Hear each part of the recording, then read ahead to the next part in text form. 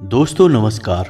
कन्या राशि वाले मेरे मित्रों, आज के इस वीडियो में हम इस राशि की महिलाओं के गुण दोष, आचार विचार, रूप रंग और उन कार्यों के बारे में बात करेंगे जिन्हें इन महिलाओं को भूल कर भी नहीं करना चाहिए, वरना इनके परिवार का विनाश निश्चित है। तो आज का यह वीडियो बहुत खास है और हर एक इंसान को इस वीडियो को देखना बहुत आवश्यक है और यह वीडियो कई लोगों की पोल खोलने वाला है। तो वीडियो बहुत ही खास है, ध्यान से देखें। वीडियो के हर एक भाग को बहुत गहराई से समझने का प्रयास करें।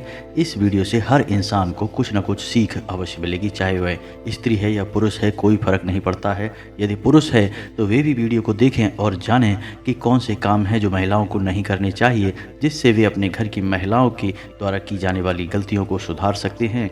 क्योंकि हमारे देश की संस्कृति में महिलाओं को पुरुष के समान ही दर्जा प्राप्त है, या यूं कहे कि पुरुष से भी उच्च दर्जा प्राप्त है। उन्हें देवी का स्वरूप माना जाता है और किसी भी घर की महिला को उस घर की लक्ष्मी का साक्षात स्वरूप माना जाता है। तो वीडियो की शुरुआत करते हैं इस राशि की महिलाओं के गुण और दोषों के बारे में बात करके। लेकिन इससे पहले हम आपसे चाहेंगे कि आप पूरे भक्तिभाव के साथ कमेंट में जय माँ भद्रकाली लिखना ना भूलें।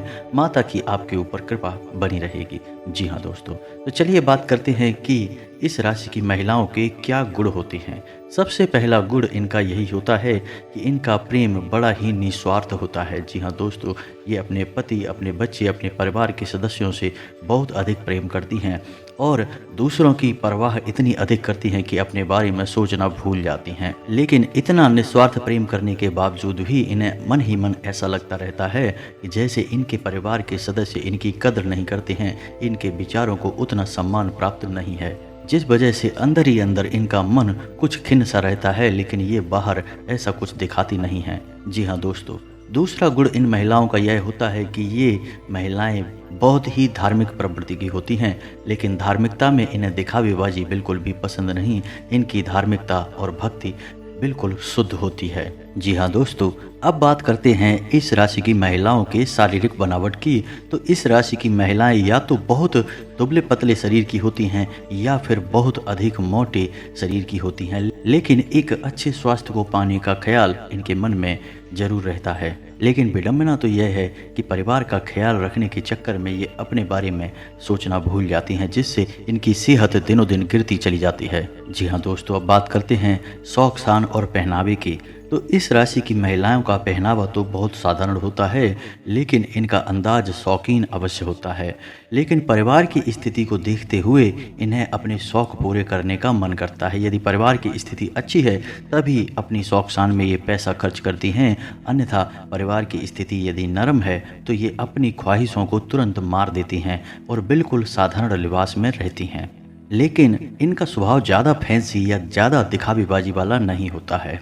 जी हाँ दोस्तों, स्वभाव की बात करें तो इस राशि की महिलाओं का स्वभाव बड़ा ही हंसमुख होता है, मजाकिया अंदाज रहता है। लेकिन परिस्थिति की गंभीरता को इस राशि की महिलाएं अच्छी तरह से जानती हैं, तो उसी के अनुरूप बर्ताव भी करती हैं, जिससे इन्हें सम्मान प्राप्त होता है। जी हाँ दोस्तों, कभी कभार ऐसा होता है कि इस राशि की महिलाओं का झगड़ा दूसरों से हो जाता है, लेकिन ये लोग अपने मन में किसी के लिए बैर नहीं पालते हैं। जी हाँ दोस्तों, जो लोग इनके साथ बुरा भी कर जाते हैं उनके लिए भी इनके मन में बैर नहीं होता है, ये उन्हें कुछ समय के बाद माफ़ कर देती हैं। जी हाँ दोस्तों, तो ये तो इनके स्वभाव की अच्छी अच्छी बातें थीं, लेकिन ऐसा नहीं है दोस्तों कि सब कुछ अच्छा ही होता है। अच्छे के साथ बुरे का मेल भी होता है। तो इनके स्वभाव में कुछ बहुत बड़ी कमियां भी पाई जाती हैं। सबसे बड़ी कमी इनके स्वभाव में यह पाई जाती है कि ये स्वार्थी प्रवृत्ति की होती हैं। जी हाँ दोस्तों, अपना हित देखने के चक्कर में ये किसी और का ख्याल नहीं करती हैं।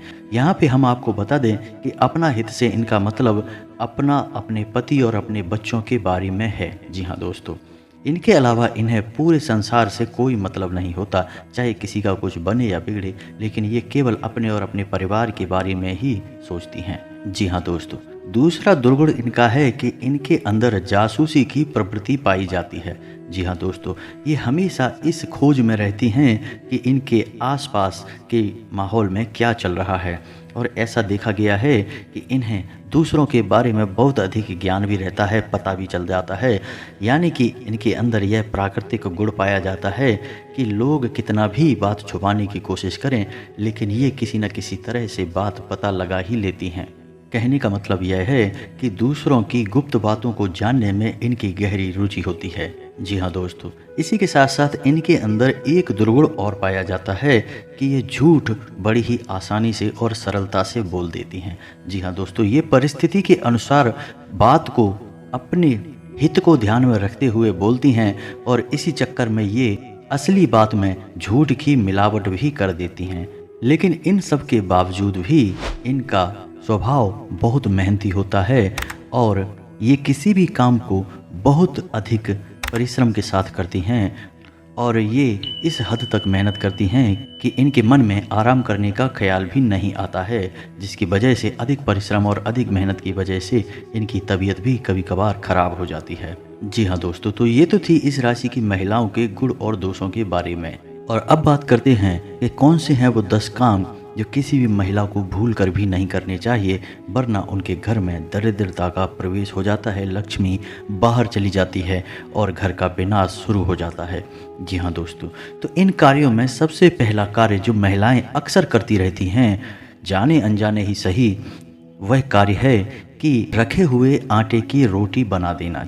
आटे को इस्तेमाल करने की कुछ शास्त्रीय विधियां हैं। जी हाँ दोस्तों, ऐसे ही अगर हम बिना सोचे समझे आटे को इस्तेमाल करेंगे तो यह आटा कुछ और ही दुष्परिणाम हमें देगा, हमारे घर में नकारात्मक ऊर्जा को बढ़ा देगा। तो कुछ सावधानियां हैं जो आपको रखनी चाहिए। सबसे पहले कि जब आपको रोटियां बनानी हैं उतना ही आटा आपको तैयार करना है रोटी बनाने के लिए। कोशिश यह करें कि बाद में अधिक आटा ना बचे, क्योंकि आप बचे हुए आटे की बाद में रोटियां बनाएंगे। वैसा आप ना करें। अगर हो सके तो उस आटे की कुछ और रोटियां बना दें और उसे गाय या कुत्ते को खिला दें, यह बहुत ही शुभ होगा। दूसरा, यदि आपने आटा माड़ लिया है और रोटियां बनाने में कुछ देर है तो आप उस आटे में उंगलियों के निशान बना दें और उसे गीले कॉटन के कपड़े से ढक कर रख दें। यदि आपने ऐसा नहीं किया तो वह आटा पिंड का स्वरूप ले लेगा और पितरों का भोजन बन जाएगा। बाद में जब आप उस आटे से रोटियां बनाएंगे तो आप पितरों का भोजन अपने परिवार के लोगों को खिलाएंगे, जिससे घर परिवार पर पितृ दोष लगता है। एक और बात कि रात में बचे हुए आटे को फ्रिज में ना रखें, किसी भी कीमत पे ना रखें। बात यही है कि जब भी आप बचे हुए आटे को फ्रिज में रख देती हैं तो वह आटा पिंड का स्वरूप ले लेता है और पितरों का भोजन बन जाता है। तो कोशिश यह करें कि जितनी आवश्यकता है उतना ही आटा माड़ें और यदि आटा बच जाता है तो उसकी अधिक रोटियां बनाकर गाय या कुत्ते को खिला दें। यह देखने में कुछ बर्बादी जैसा जान पड़ता है कि कितनी रोटियां हम कुत्तों को खिलाएं या गाय को खिलाएं, लेकिन दोस्तों ऐसा करने से आपके घर में सदगति आएगी, धन दौलत आएगी, आपके काम धंधे व्यापार अच्छे चलेंगे, तो बाद में सब कुछ सही हो जाएगा। जी हाँ दोस्तों, और दूसरी गलती यह है कि सूर्यास्त के बाद कभी भी घर में झाड़ू नहीं लगानी चाहिए।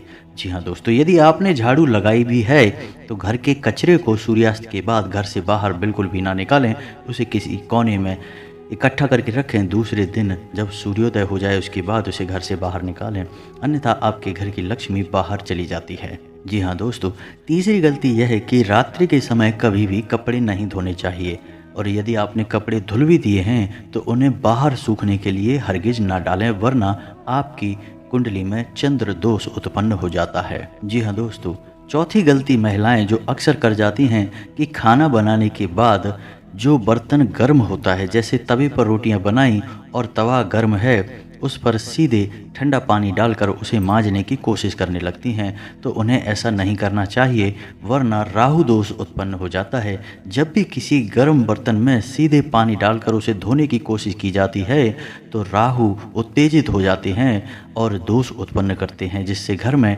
क्लेश का माहौल उत्पन्न होता है, खुशियाँ गायब होती हैं। जी हाँ दोस्तों, अब बात करते हैं पांचवी गलती की। तो किसी भी सुहागन महिला को अपने सुहाग का सामान किसी अन्य महिला के साथ बांटना नहीं चाहिए। यह बहुत ही अपशगुनकारी होता है, खास करके मांग टीका, बिंदी और काजल। इन्हें सुहाग की निशानियां माना जाता है।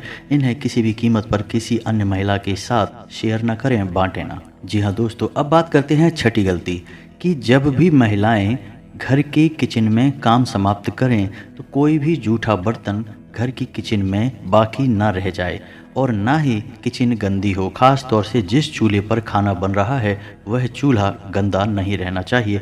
रात्रि को सोते समय घर की किचन बिल्कुल साफ सुथरी होनी चाहिए और यही नियम घर के हर एक कमरे का भी होना चाहिए। खास तौर से जिस कमरे में आप शयन करते हैं यानी आपका बेडरूम, वहाँ पर भी कोई भी जूठा बर्तन रात्रि के समय नहीं होना चाहिए। इससे आपका मंगल खराब होता है और घर के लोगों की मानसिकता दूषित होती है और क्लेश का माहौल उत्पन्न होता है और परिवार के लोगों में आपसी प्रेम कम हो जाता है। अब बात करते हैं 7वीं गलती की। जी हाँ दोस्तों, यदि कोई महिला अपने घर में तुलसी का पूजन नहीं करती है। तुलसी का पौधा तो हर घर में होता ही है और इसे सकारात्मकता का प्रतीक माना जाता है और तुलसी को विष्णु प्रिया भी कहा जाता है। यानी जिस घर में फलती फूलती तुलसी होंगी उस घर में धन दौलत आने से कोई रोक नहीं सकता है।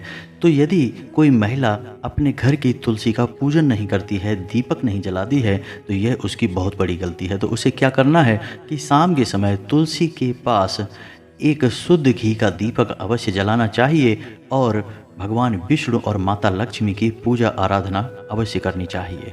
इससे घर में बरकत आती है और माता लक्ष्मी घर में प्रवेश कर जाती हैं। जी हाँ दोस्तों, अब बात करते हैं 7वीं गलती के बारे में और यह गलती अक्सर घर की महिलाएं करती रहती हैं, तो आपको इसके बारे में ध्यान से सुनना चाहिए। यह गलती झाड़ू के बारे में है।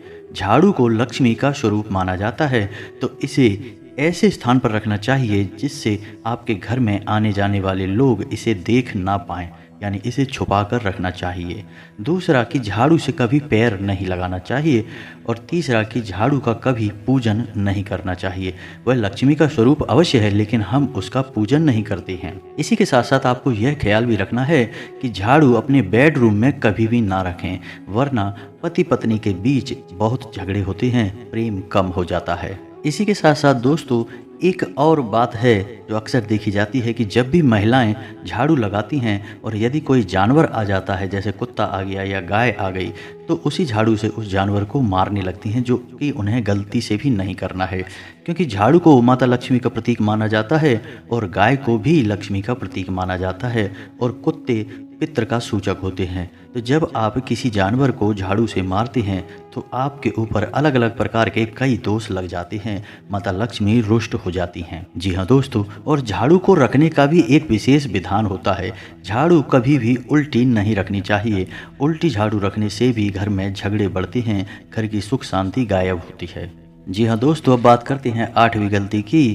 तो किसी भी महिला को अपने पति और अपने बेटे के नाम नहीं लेने चाहिए। जी हाँ दोस्तों, यह बहुत ही अनिष्टकारी होता है। इससे दोनों की ही उम्र कम होती है। आपने अक्सर शास्त्रों में यह सुना होगा कि भगवान श्री कृष्ण की माता यशोदा उन्हें कभी भी उनके नाम से नहीं बुलाती थी, हमेशा लल्ला ही कहकर बुलाती थी। और हमारे देश में पुरानी परंपरा है कि हमारे घर के बेटों के नाम बदल कर कुछ और रख दिए जाते हैं, जैसे कोई बाबू कहता है, कोई बेटा कहता है या कुछ और, लेकिन उनका मुख्य नाम कभी भी नहीं लिया जाता है। तो आपको यह विशेष ख्याल रखना है कि अपने पति और अपने बेटे का नाम नहीं लेना है, वरना दोनों की ही उम्र कम होती है। जी हाँ दोस्तों, अब बात करते हैं 9वीं गलती की कि किसी भी महिला को दक्षिण दिशा की ओर मुख करके भोजन नहीं बनाना चाहिए। यह बहुत ही अनिष्टकारी होता है क्योंकि दक्षिण दिशा में यम का वास होता है। तो जब भी कोई महिला दक्षिण दिशा की ओर मुख करके भोजन बनाती है तो उसका स्वयं का तो स्वास्थ्य हमेशा खराब रहता ही है। जो इंसान उस भोजन को खाएगा उसका भी स्वास्थ्य लगातार खराब बना रहेगा और उसकी उम्र कम हो जाएगी। जी हाँ दोस्तों, अब बात करते हैं 10वीं गलती जो स्त्री और पुरुष सभी पर बराबर लागू होती है। यह सब के लिए एक समान है। तो अक्सर ऐसा देखा जाता है कि लोग नहाकर आते हैं और बालों में तेल लगाते हैं, कंघी करते हैं, उसके बाद पूजा पाठ करने बैठते हैं। तो दोस्तों आपको यह ख्याल रखना होगा कि जब भी आप बालों में तेल लगा लेते हैं तो आप फिर से मलिन हो जाते हैं, यानी आध्यात्मिक दृष्टि से दूषित हो जाते हैं, क्योंकि तेल को शनि का सूचक माना गया है। और जब आप बालों में तेल लगाकर पूजा करते हैं तो आपके ऊपर शनि दोष लगता है और आप शारीरिक दृष्टि से भी मलिन माने जाते हैं। तो आपको करना यह है कि जब आप नहा कर आएँ तो पहले अपनी पूजा समाप्त करें, उसके बाद बालों में तेल लगाएं। या आपको तेल लगाना ही है तो आप नहाने से पहले अपने बालों में तेल लगा लें, उसके बाद स्नान कर लें, उसके बाद अपने बालों में कंघी कर लें, फिर पूजा करें। आपने अक्सर ऐसा देखा होगा कि पुराने समय में जब महिलाएं व्रत वगैरह रहती थीं तो अपने बालों में तेल नहीं लगाती थीं। किसी पूजा पाठ के कार्यक्रम में शामिल होती थीं तो बालों में तेल नहीं लगाती थीं। लेकिन अब नियम बदल चुके हैं, इसी वजह से लोगों के घरों में कई समस्याएं भी हैं और समस्याएं दूर भी नहीं हो रही हैं। क्योंकि उपाय आप कितने ही बड़े बड़े क्यों ना करते चले जाएं, लेकिन आप अपने आसपास के परिवेश को नहीं सुधारेंगे, अपनी गलतियों को नहीं सुधारेंगे, तब तक उपाय फलीभूत नहीं होंगे, आपको कोई लाभ नहीं दे पाएंगे। जी हाँ दोस्तों, तो उम्मीद है कि वीडियो में बताई गई जानकारी आपको पसंद आई होगी और आप इस जानकारी के माध्यम से यह भी जान सकते हैं कि आपके घर की महिलाएं और या फिर स्वयं महिलाएं ही इस वीडियो को देख रही हैं तो वो खुद भी जान सकती हैं कि वे कौन सी गलतियों को दोहराती चली आ रही हैं। धीरे धीरे आप अपनी गलतियों को सुधारें, आपके जीवन में निश्चित ही परिवर्तन आएंगे। कुछ और बातें हैं जो आपको हम बताना चाहेंगे मित्रों कि आपको अपने घर में शमी का और आंवले का पौधा भी अवश्य ही रोपित करना चाहिए। उसे उत्तर दिशा में रोपित करें, इससे भी आपके घर में माता लक्ष्मी का प्रवेश होगा और आपकी सारी बाधाएं कट जाएंगी। जैसा कि हम आपको बता चुके हैं कि घर में तुलसी का पौधा अनिवार्य है, वैसे ही ये 2 पौधे भी आपके घर में निश्चित ही होने चाहिए। इससे आपकी बड़ी से बड़ी बाधाएं कट जाएंगी। तो उम्मीद है कि वीडियो में दी गई जानकारी आपको पसंद आई होगी। कमेंट में पूरे भक्तिभाव के साथ जय माँ भद्रकाली लिखें। जिनके साथ है माता भद्रकाली, उनका कोई बाल भी बांका नहीं कर सकता है। दोस्तों, यदि चैनल पर पहली बार आए हैं तो सब्सक्राइब करना ना भूलें, वीडियो को लाइक व शेयर भी करें और यदि आपके मन में कोई सवाल है तो कमेंट करें, हम आपके हर एक सवाल का जवाब देने की पूरी कोशिश करेंगे।